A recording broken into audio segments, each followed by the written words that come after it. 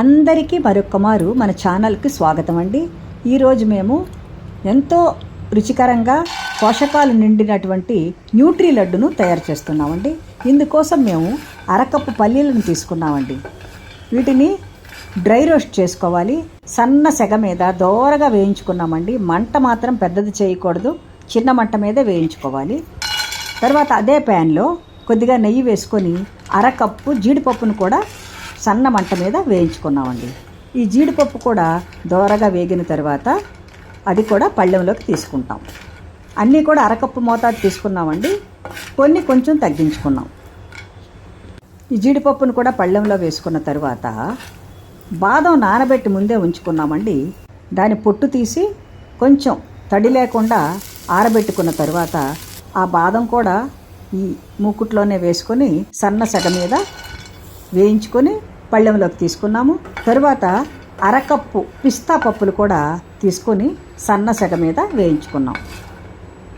బాగా వేగిన తర్వాత వాటిని కూడా పళ్ళెంలోకి తీసుకున్న తర్వాత అరకప్పు కన్నా తక్కువగా నువ్వులు మంట పూర్తిగా ఆఫ్ చేసిన తర్వాత అదే మూకుట్లో వేసి వేయించుకున్నాం. నువ్వులు త్వరగా మాడిపోతాయి కదా. తరువాత గసగసాలు ఇంకా కొంచెం తక్కువ, అంటే ఒక 3 స్పూన్లు అలా వేసి వేయించుకున్నాము.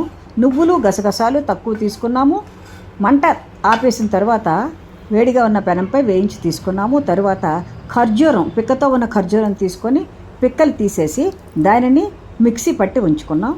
ఖర్జూరం మన రుచికి తగినట్టు తీసుకోవాలండి. ఈ విధంగా ఈ నట్స్ చూడండి ఇలా వేగాయి. చల్లార్చాము. చల్లారిన తర్వాత వీటిని మనం మిక్సీ పట్టుకోవాలి. ఈ విధంగా దోరగా వేయించుకోవాలండి. మాడకూడదు, పచ్చిగా ఉండకూడదు, అలా ఉండేటట్టుగా మీరు చూసుకోవాలి. తర్వాత ఖర్జూరం మిక్సీ చేసుకుంటే అలా తయారైందండి. తర్వాత ఈ పప్పులను కూడా ఈ విధంగా గ్రైండ్ చేసుకున్నాం. బరకగా గ్రైండ్ చేసుకోవాలి. తర్వాత ఇది మూకుట్లో కొద్దిగా బెల్లం, ఎక్కువ బెల్లం వేయకూడదండి. ఖర్జూరం ఎక్కువ వేసుకుని బెల్లం తక్కువ వేసుకోవాలి. మీరు కొంచెం తీపి ఎక్కువ తింటారంటే ఖర్జూరం కానీ బెల్లం కానీ అడ్జస్ట్ చేసుకోండి. వీటి కొలతలు మనం చెప్పలేము. ఈ బెల్లం కొంచెం పాకం అక్కర్లేదు, కరిగిపోతే చాలు. ఆ తర్వాత బెల్లం వచ్చిన తర్వాత పాకంలాగా అనిపించినప్పుడు అందులో మనం ఈ గ్రైండ్ చేసుకున్నటువంటి నట్స్ తాలూకా పౌడర్ వేసుకున్నాము. తరువాత ఖర్జూరం పేస్ట్ కూడా వేసుకున్నాము, నెయ్యి కూడా వేసుకున్నాము. మొత్తం కలుపుకున్న తర్వాత అది ఒక ముద్దలా తయారవుతుంది. మనం చక్కగా చేతికి నెయ్యి రాసుకొని ఉండలు చేసుకోవాలి. ఈ విధంగా కమ్మని లడ్లు తయారయ్యాయండి. న్యూట్రీ లడ్లు ఎంతో రుచిగా ఉంటాయి, పోషకాలు కూడా ఉంటాయి. పిల్లలకు రోజుకొక లడ్డు ఇవ్వవచ్చు, పెద్దవాళ్ళు కూడా హాయిగా తినవచ్చండి. బెల్లం ఖర్జూరమే కాబట్టి ఎవరికి ఇబ్బంది ఉండదు. డయాబెటిక్ పేషెంట్లు కూడా ఒక లడ్డు లేదా 2 లడ్లు తినచ్చు, ఇబ్బంది ఏమీ లేదు. ఎక్కువ తింటే ఇబ్బంది, కానీ 1, 2 తింటే ఏమీ అవ్వవు. ఈ మంచి లడ్డులను, ఈ పోషకాలు కలిగిన లడ్డూలను మీరు తప్పకుండా తయారు చేసుకోండి.